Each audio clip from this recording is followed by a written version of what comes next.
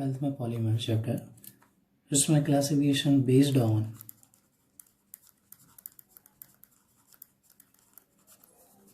On structure.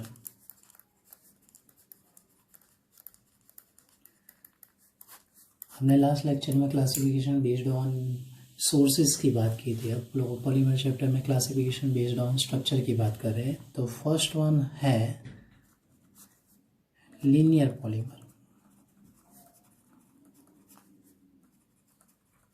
First one chapter है linear polymer. अब linear polymer कैसे होता है, तो लीनियर पॉलीमर के अंदर पहली बात आपको याद रखनी है कि उसके स्ट्रक्चर के अकॉर्डिंग, नाम के अकॉर्डिंग होगा कि लीनियर।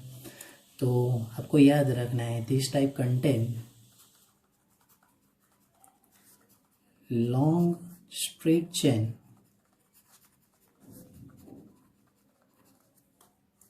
Of monomers. मोनोमर्स की लॉन्ग स्ट्रेट चेन होगी। कैसे होगी, तो एक स्ट्रक्चर अपने ड्रॉ करें, सपोजली ई नाम का कोई मोनोमर है, तो उसके ई नाम के मोनोमर की ऐसी लॉन्ग चेन चलती जाएगी। ई नाम के मोनोमर की ऐसे लॉन्ग चेन चलती ही जाएगी। तो आप उसको क्या सपोज कर सकते हो कि लीनियर चेन या लीनियर पॉलीमर कह सकते हैं। तो वापस मैं बोल रहा हूँ कि linear polymer contain long straight chain of monomer या सिंपल ऑर्गेनिक मॉलिक्यूल्स। उसके अंदर खास करके आपको कौन सी बातें याद रखनी है, तो 2 या 3 बातें याद रखनी है। उसके एग्जाम्पल्स खास याद रखने हैं। ये टॉपिक ऐसा है कि एमसीक्यू में, कुछ किट्स में या वेरियस एग्जाम्स में, बोर्ड में भी पूछा जा सकता है एमसीक्यू के लिए।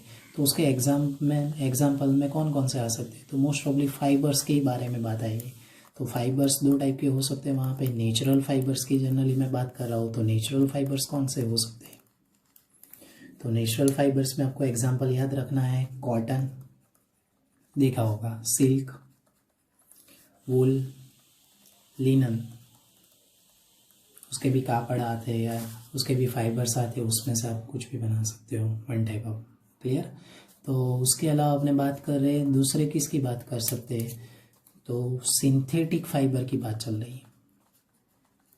तो सिंथेटिक फाइबर्स में कौन कौन से आ सकते हैं, तो नाम याद रखने हैं। Nylon, polyester,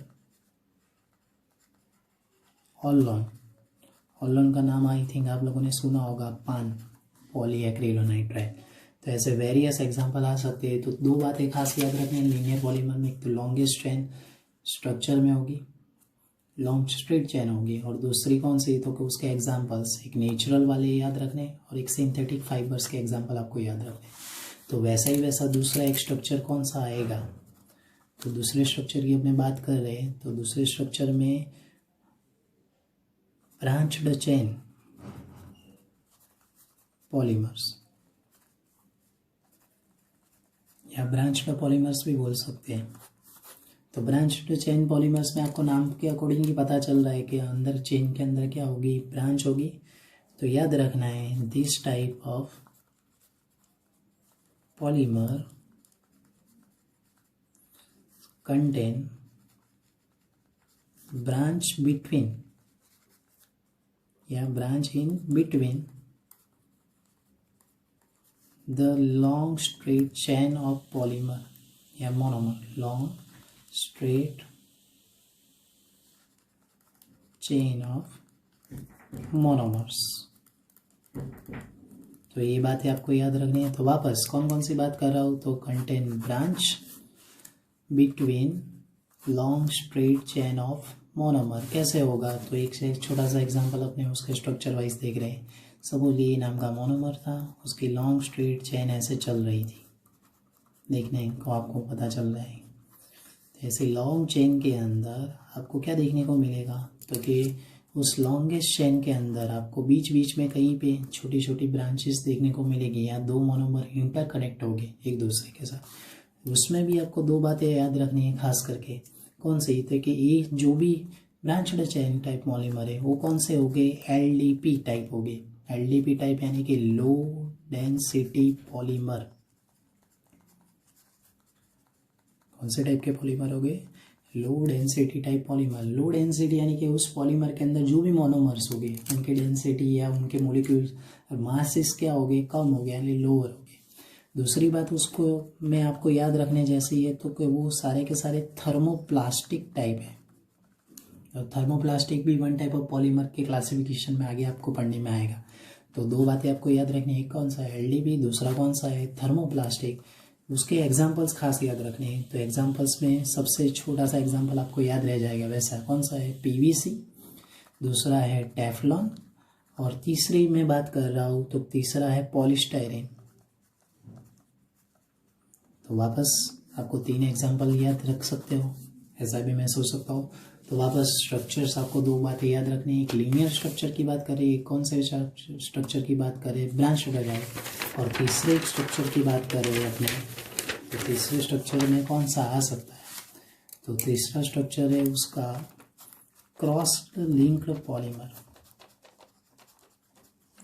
crossed linked polymer की जनरली बात करने जाएगी तो वो स्ट्रक्चर को आप क्रॉस लिंक क्यों बोलते हैं, तो कि उसके अंदर आपको 2 बातें देखने को मिलेगी, linear plus branched chain polymer.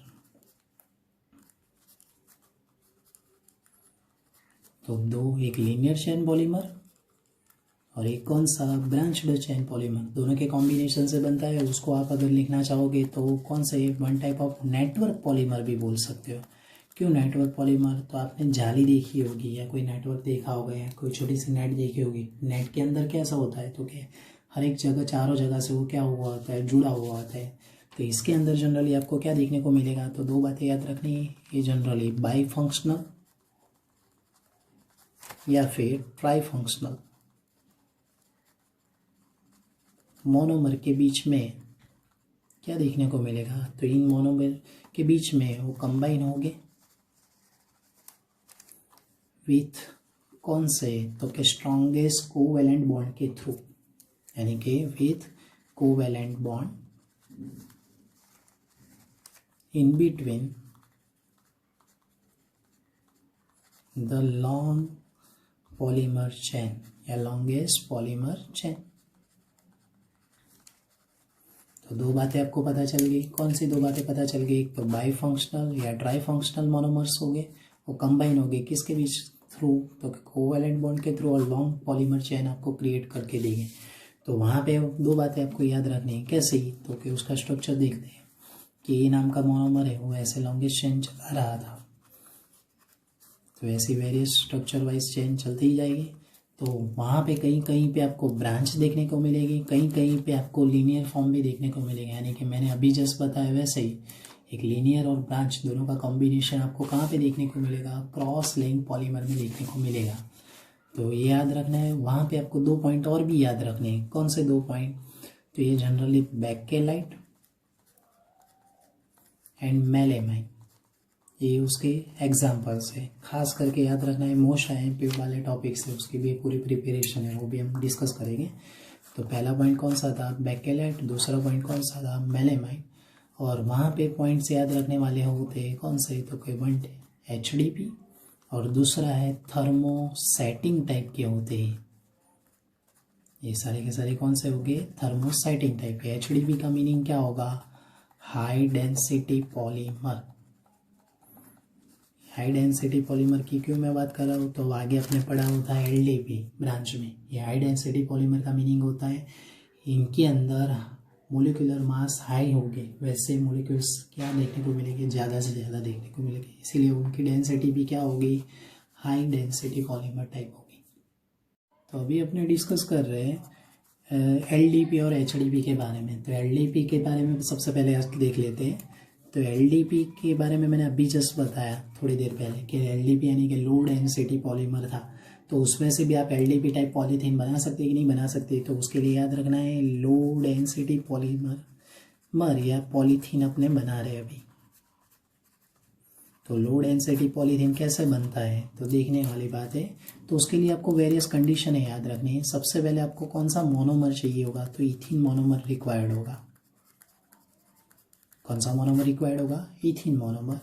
उसके बाद आपको याद रखना है कि अंदर कौन सी रिएक्शन हो सकती है, तो वहाँ पे आपको याद रखना है डाई ऑक्सीजन की प्रेजेंस में। किसकी प्रेजेंस में, डाई ऑक्सीजन की प्रेजेंस में, या आप दूसरा भी ले सकते हो टर्शरी, वापस बोल रहा हूँ टर्शरी ब्यूटाइल पेरोक्साइड आप यूज़ कर सकते हो। और तीसरी कंडीशन है वो टेम्परेचर एंड प्रेशर की है। तो टेम्परेचर आपको कितना लेना है, 350 केल्विन टू 570 केल्विन आपको यूज़ करना है। और दो प्रेशर कितना लेना है, तो 1000 से लेके 2000 तक का आपको प्रेशर बार में यूज़ करना है। तो ये कंडीशन के अकॉर्डिंग आपका इथीन में से पॉलीथीन बनेगा, बट कौन से टाइप का, एलडीपी टाइप का। तो एलडीपी टाइप पॉलीथीन बनाने के लिए हम स्टार्ट करते हैं, ये क्या है, हमें वो क्वेश्चन होना चाहिए। तो ये जनरली इनिशिएटर बोल सकते हैं। जनरली इनिशिएटर का मीनिंग होगा वो रिएक्शन को क्या करेगा, फास्ट करेगा। वन टाइप ऑफ कैटालिस्ट भी बोल सकते हो। पर इनकी वजह से क्या होगा, तो कि रिएक्शन आपकी क्या हो जाएगी, और ज़्यादा फास्ट हो जाएगी वो जनरली रिएक्शन करने के लिए। तो रिएक्शन अपने देख चुके वही है, CH2 double bond CH2 N molecules use करते हैं। यही सब कंडीशन यहाँ पे अप्लाई करनी है। इस reaction one type of polymerisation, यानी कि वापस लिखने हैं तो वही लिखने हैं। कौन सी तीन कंडीशन, डाइऑक्सीजन या टर्शरी ब्यूटाइल पेरोक्साइड, टेम्परेचर और प्रेशर, इन तीनों कंडीशन को यहाँ पे यूज़ करना है। तो उसमें से वही चीज़ बनेगी, कौन सी, CH2 N टाइम तक रिपीट होते रहेगा। तो यहाँ पे जो इथीन मोनोमर आपने यूज़ किया था उसमें से आपको LDP टाइप यानी कि लो डेंसिटी पॉलीथीन आपका बन चुका है। ये सारी कंडीशन आपको यहाँ पे रिपीट करनी है। वापस बोलो, तो लो डेंसिटी पॉलीमर आपका कौन सा था, LDP कैसे कैसे प्रॉपर्टीज रखते हैं, तो उसके बारे में भी डिस्कस कर लेते हैं। ये जनरली ब्रांच टाइप स्ट्रक्चर रखता होगा, यानी कि ब्रांच्ड टाइप स्ट्रक्चर होने की वजह से ब्रांच्ड पॉलीमर भी कह सकते हैं। उसके अलावा ये जनरली कौन सा बनेगा, थर्मोप्लास्टिक बनेगा। तीसरी कंडीशन की बात करने जाओ तो केमिकली ये सारे के सारे क्या हो गए, इनर्ट फॉर्म हो गए, यानी कि इनर्ट हो गए, यानी कि केमिकली उनके ऊपर कोई रिएक्शन केमिकल की हो सकती नहीं है। जनरली आपने भी देखा होगा कि प्लास्टिक के ऊपर कोई केमिकल जनरली यूज़फुल नहीं होता है, उतना ज़्यादा रिएक्ट करता ही नहीं है। फिर जनरली वो सारे के सारे वाटर रेजिस्टेंस हो गए, यानी कि वाटर के साथ भी रिएक्ट नहीं कर पाएंगे। तो ये बातें भी आपको याद रखनी है। तीसरी कंडीशन उसके बाद कि मैं करने चाहूँ तो ये जनरली इलेक्ट्रिसिटी की बात करने जाए तो इलेक्ट्रिसिटी के अंदर यानी कि इलेक्ट्रिकली वो इंसुलेटर जैसा बिहेव करेंगे, यानी कि प्लास्टिक के अंदर आपको करंट लगता ही नहीं है। और अगर कंडीशन की आगे बात करने जाए तो इनकी डेंसिटी लो टाइप की है। वापस बोल देता हूँ, LDP यानी कि लो डेंसिटी है, उसी की वजह से इनके बॉइलिंग पॉइंट की या मेल्टिंग पॉइंट की बात करने जाए वो सारे के सारे लोअर हो गए, यानी कि लो वैल्यू रखते होंगे। तो ये सारी कंडीशन आपको खास करके याद रखनी है। उसके यूजेस की भी साथ में अपने बात कर लेते हैं या एप्लीकेशन की भी डिस्कस कर लेते हैं ताकि आपको फ्यूचर में काम में आ सके। तो लो डेंसिटी की जनरली बात करने जाए तो वो इंसुलेशन में यूज़ होता है, इंसुलेशन ऑफ वायर के ऊपर आपने देखा होगा एक छोटा सा ग्रेड या ग्रीन या ब्लैक कलर का वटेवर इंसुलेशन किया होता है जिसकी वजह से आपको करंट नहीं लगता है। तो इंसुलेशन ऑफ वायर में यूज़ होता है। दूसरा उसका यूज़ कहाँ पे हो सकता है, तो कि टॉयज़ को की जो भी फैक्ट्री होगी वहाँ पे टॉयज़ बनाने के लिए यूज़ होता है, छोटे बच्चे के खेलने के लिए। जनरली पैकेजिंग ऑफ, वापस बोल देता हूँ, पैकेजिंग ऑफ इंस्ट्रूमेंट के लिए भी यूज़ होता है। फिर जनरली फ्लेक्सिबल पाइप्स के लिए भी यूज़ होता है। आपके घर पे फ्लेक्सिबल पाइप्स होगी, जनरली पीने के पानी के लिए भी यूज़ होती है वैसे वाली। और स्क्वीज़ बॉटल्स के लिए भी यूज़ होता है। वापस बोल देता हूँ, स्क्वीज़ बॉटल आप लोगों ने जनरली देखी होगी, पीने के पानी की आती हो, आप अपने हाथ से तोड़ भी सकते हो, या जनरली स्ट्रॉ टाइप वो पेप्सी के अंदर पीने के लिए यूज़ होती है, वो सब स्क्वीज़ बॉटल या स्क्वीज़ पाइप के लिए भी। तो जनरली ये सारी यूजेस आपको याद रखने हैं उसके अंदर।